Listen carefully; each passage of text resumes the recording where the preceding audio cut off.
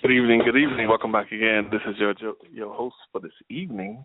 I am Ge Holla. That is Ge Holla, not Gula, not Guala, not GeHolla, but Ge Holla. You can find this radio interview on GeHolla.com, also GeHollaRadio.com, as well as FMGmedia.net. Again, I am your host for this evening. Our VIP for this evening, our guest is Katie Rose, excuse me, also known as Katie Albert. She is a singer, writer, a model, and actress. This lady does it all. She is very, very talented, and we want to get into discussing her career, her thoughts about the industry, and just life in general. And we're waiting for Katie Rose to call into the show. Thank you for watching, subscribing, and listening. We appreciate it. I have you on the line, Mr. Brandon. How you doing today, sir? What's good, G? How's it going? Everything is well. Everything is well. Just waiting on the lovely Katie Rose to call to the show. Oh, I'm sorry. Did you enjoy the Friday movie trilogies? You know, it's funny, man. You just took the words right out of my mouth, man, because I was just like, I was like, yeah, I remember her. It was next Friday, right? Oh, no, it's Friday next. Mm-hmm. Slowed it down. I looked, and then I looked at your picture, and I was like, "Oh, that is her! Wow." Yeah, that was fun. My first movie, actually. Oh, so you? Well, let me ask you a question. That was your very first movie. When did you do this? It says under your credits that you were in the Scorpion King. Yeah, that came after. That was after. Friday After Next was actually my very first audition ever. Well, not ever. I modeled and stuff first, but before Friday After Next, I had a show on MTV with me and Dave Holmes. It was like an earlier stage game show called Kidnapped, where we used to kidnap people and make them eat like really, really gross things. Yeah. And then it was the modeling, and then came the movie and television. Okay. Starting in your career in modeling, I know you started with the LA and Elite Models. How was that like? How was that being a model? Was that something that you always wanted to do? Was that something that your parents kind of pushed you towards? How did that work? No, not at all.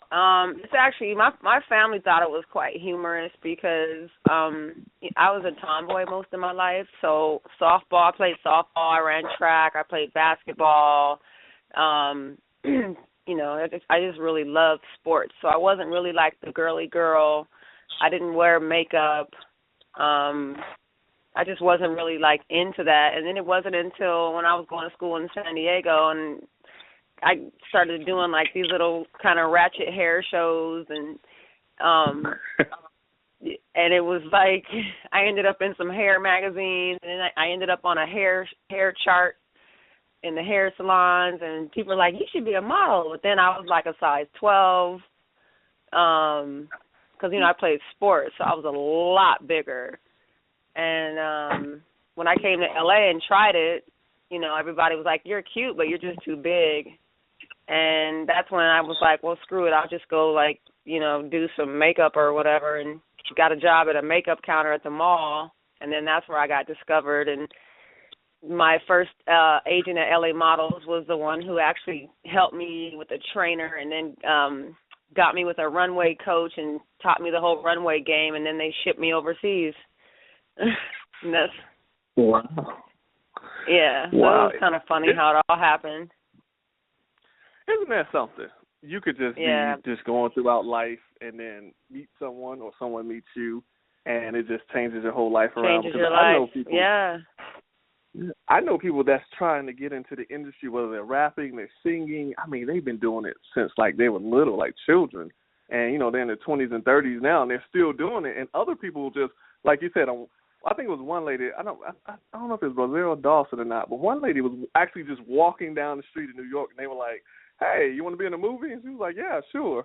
But then there are people who just eat, live, die these things, and it, it just never happens for them. So I guess it's just the universe of God.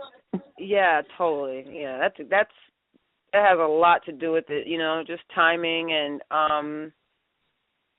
I don't know, being at the right place at the right time kind of thing. I mean, for me, it was like, you know, a lot of people didn't see the before adventure, the pre-adventure, you know what I mean, as far as losing all the weight and, you know, sitting in the back of a hair salon till 2 o'clock in the morning, fried chicken, drinking wine out of a box, planning hair shows, you know what I mean? It's like, and you just kind of like, you know, it all leads up to that moment.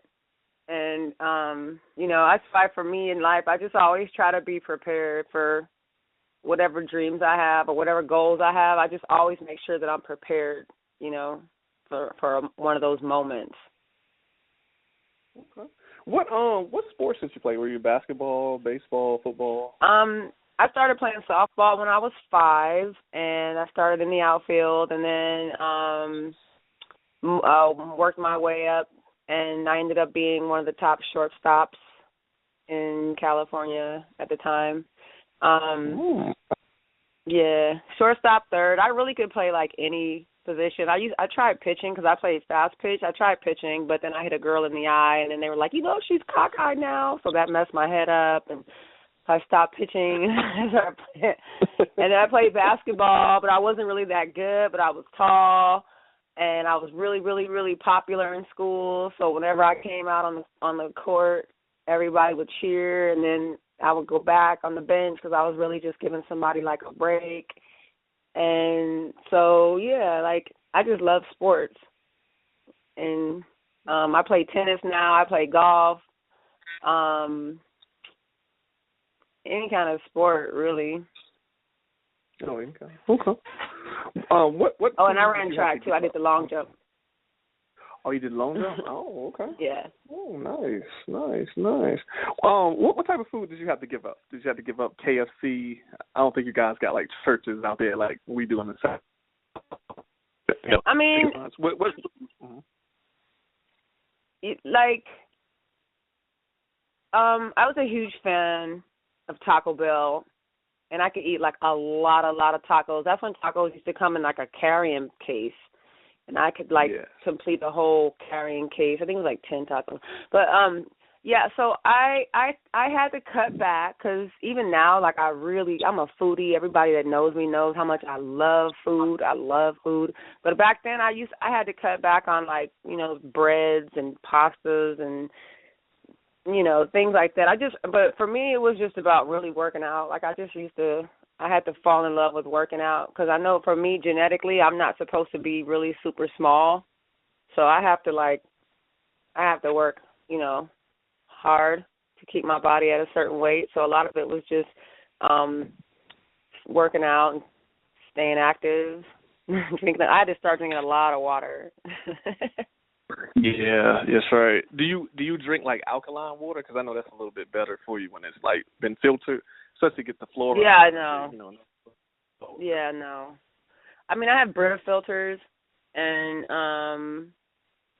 but I don't know. There's just too much stuff floating around to have to worry about all that kind of stuff. And then alkaline water is like it's like $6,000 for the alkaline machine or something like that, and then you got to re-up it every time like fake boobs. I'm like, I don't know. Like, you know, I got people in my family that have been drinking regular water and they're like in their 90s. So I don't know. Certain things I monitor, and certain things I'm just like, that's just too much. No, I understand. You're right. Yeah. It's an LA thing, too. It's a cool thing to do. Well, yeah.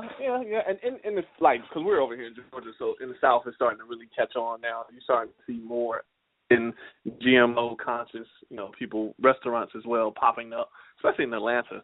And, you know, people are starting to be more health conscious. And I think that's the reason why they changed, like, Kentucky Fried Chicken to KFC. So, you know, yeah, because they weren't using real chickens.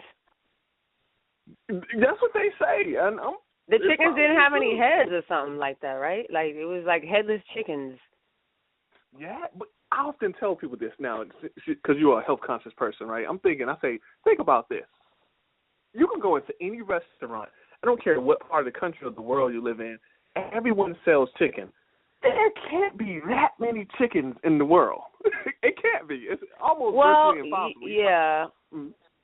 They're probably coming from China, so they're, you know, it's like you just have to, if you could, they probably fry over the Made in China sticker, but I mean, I'm not even really eating meat right now, low key. Like, I just kind of, I don't know.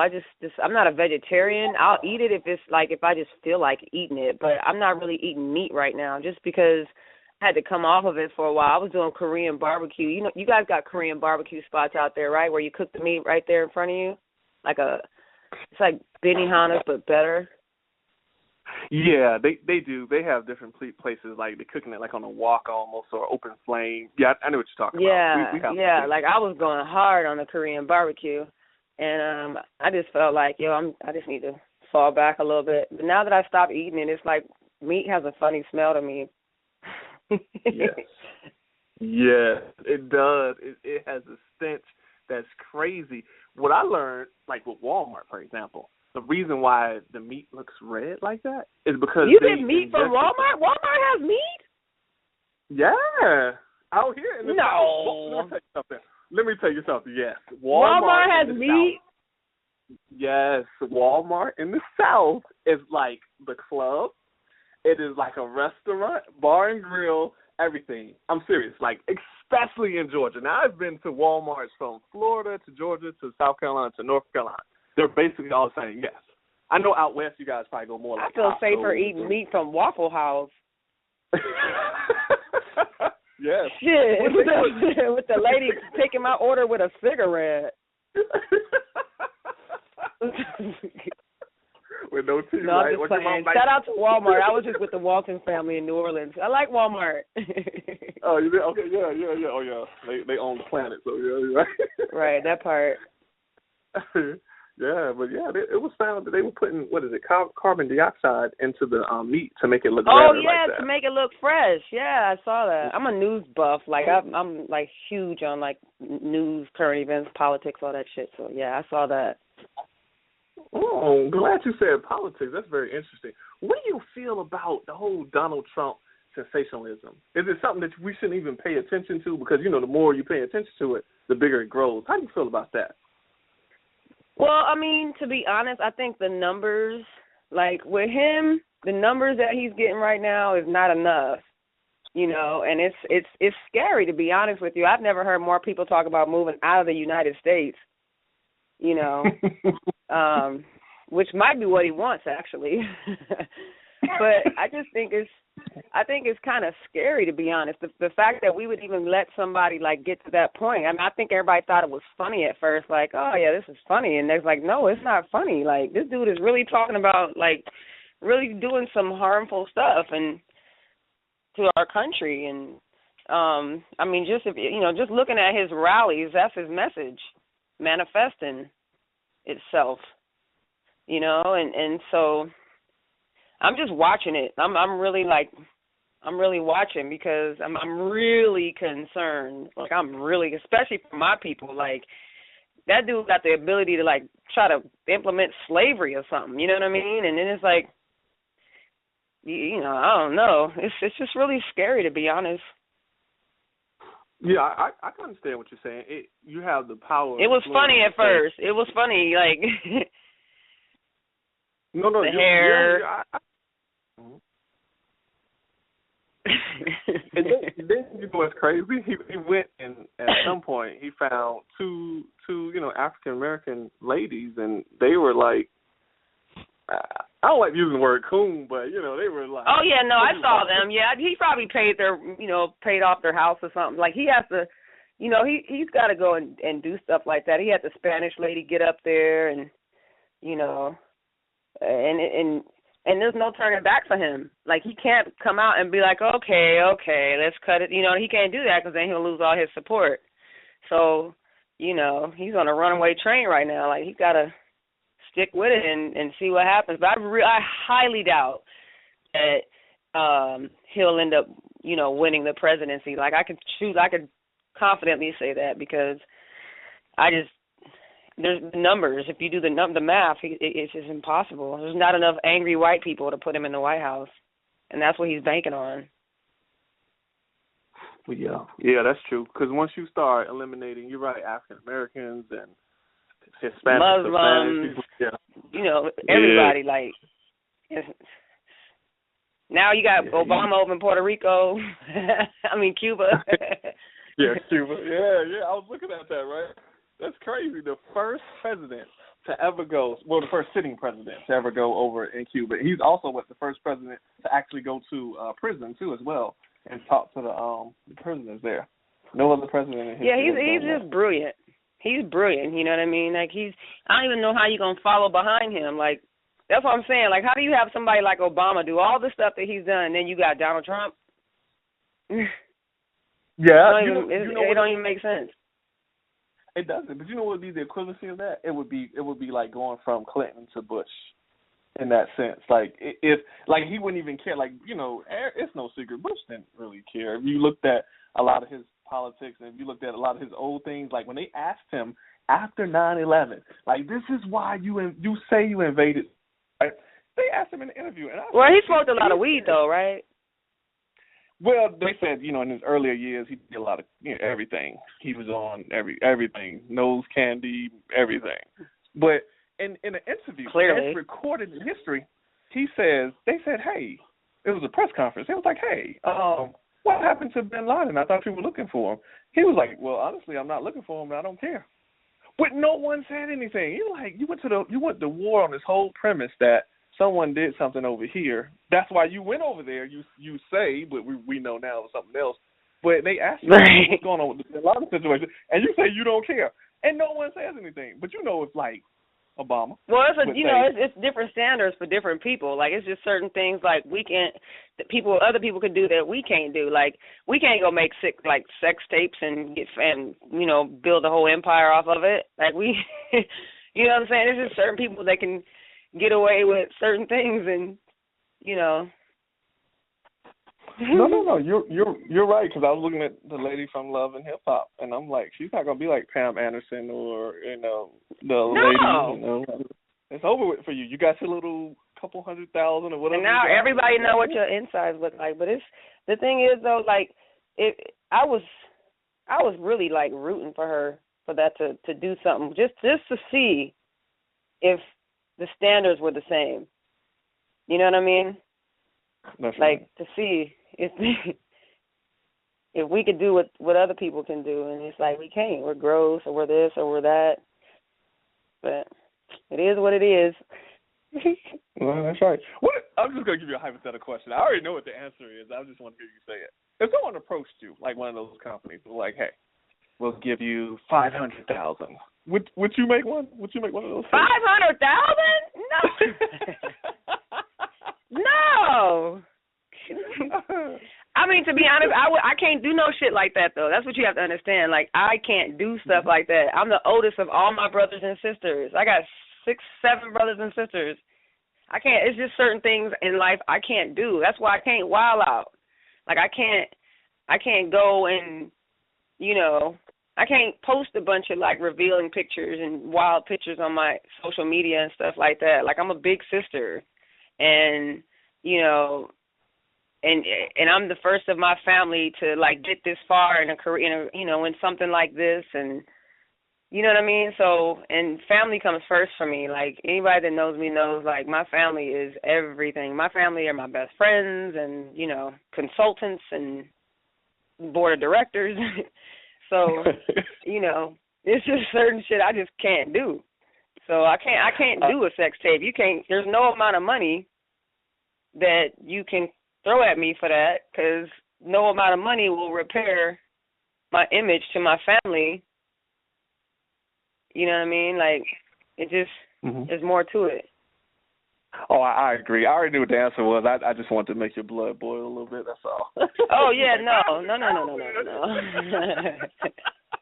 I was getting a rise out of you. I was just playing. Oh, yeah, no. I mean, to be honest, like, I don't really trip off. There's not really much in life that can make me, like, trip. For real. Like, I don't take things personal. I'm not easily affected. Well, that's good, because we're in the age of celebrity pseudo beef, and you see a lot of it going back and forth.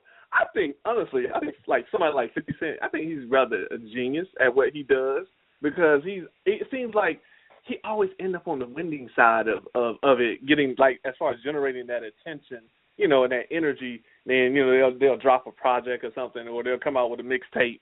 I think he's really kind of, my opinion, he's a genius at it, at antagonizing people. I mean, you pick your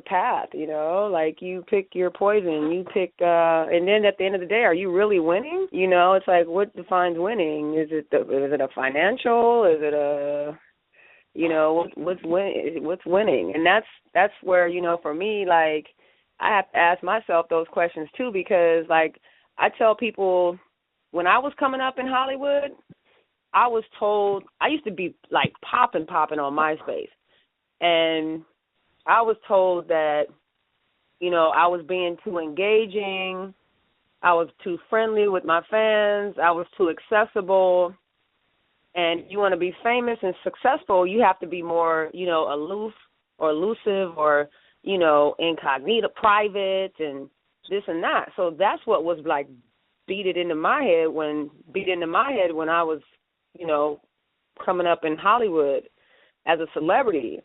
And it's like, now you got people, like really, really famous people, communicating back, talking back to people on Instagram and Twitter and da-da-da-da-da.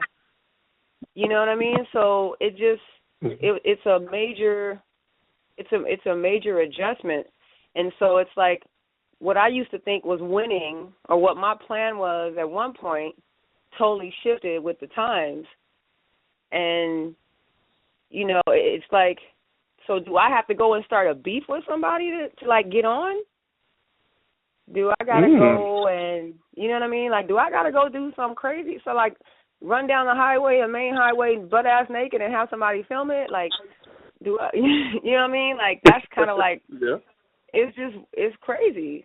And that's why 50 Cent, I think, kudos to him for the way he goes about, you know, winning and, you know, getting what it is that he's trying to get. Me personally, I can't go that route. Like, I don't know. It's weird. Times are different. Times have definitely changed when it comes to strategies and, you know, trying to succeed and trying to win and things like that. No, you're right. It is. I agree. It is in the mind frame of the fans and the followers. Really, it is, because, you know, again, like the whole Drake and Meek Mill situation, that was like crazy, because we've all heard harder diss tracks. If you listen to hip hop long enough, you know, like some of them diss tracks nowadays, no offense, they're not as razor blade sharp as a Pac Hit 'Em Up, or, you know, even the Nas Ether. But you're right. I sit on my social media. People, they go crazy over it.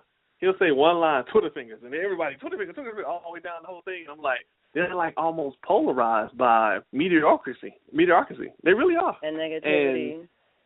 And negativity and in any type of destructive manner. That's why even when I was asking about the whole Donald Trump situation, it's kind of like, in a way, not saying that I know everything, because I don't, but in a way, by people keep talking about it, like over-sensationalizing it, and it may, oh my God, Donald Trump.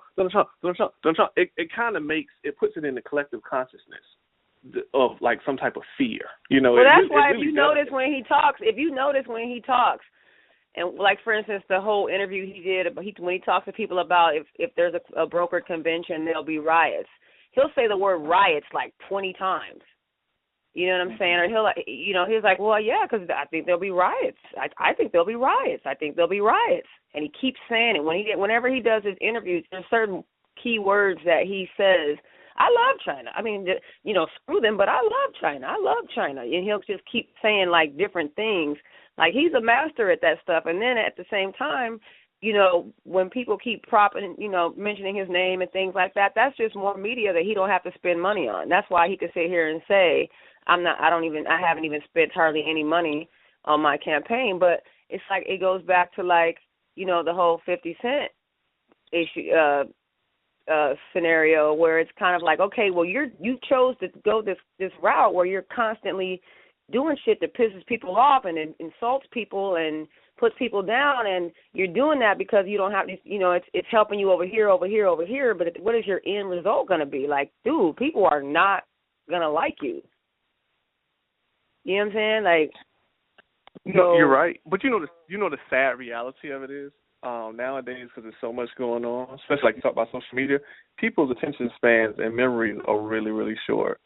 Really short. Mm-hmm. This dude will come out in 6 months to a year with another TV show if he doesn't win, and then people will still be watching. On what network? He didn't offended everybody. But think about all the other people that have offended people too as well. Like all they have to do is come out. It's been plenty of other people who've said things like Paula Deen, perfect example. You calling Paula Deen took a hit, yo. But there's still some people that really love her. They're like, well, I don't care. She didn't say it to me. I'm just like, okay, whatever. All right. That's like her core, though. That's how you find out who your core base is. Your core base will stick with you. It's kind of like that show, the TV show, 18 Kids, 19 Kids and Counting, where they just found out that the brother, the oldest brother was, playing around with his little sisters, inappropriately a bunch of years ago. And then they found out he was on all these cheating websites. And so, which was devastating, because I actually used to like that show. It gave me hope for kids one day. But it was like they took them off the air, and then they brought two of the daughters back. They let some time go by. Then they brought two of the daughters back and gave them their own show. And now the daughters are on the show crying all the time about how, it's affected their family. But now each episode they slowly are bringing back more and more of the family, except for the son that did the crazy stuff. So it's kind of like the what you have to do is kind of like win people back, or you know what I'm trying to say? Like I do. I get it how people do forget or what have you, but it's like it just you got to have a good strategic team around you. I guess I don't know.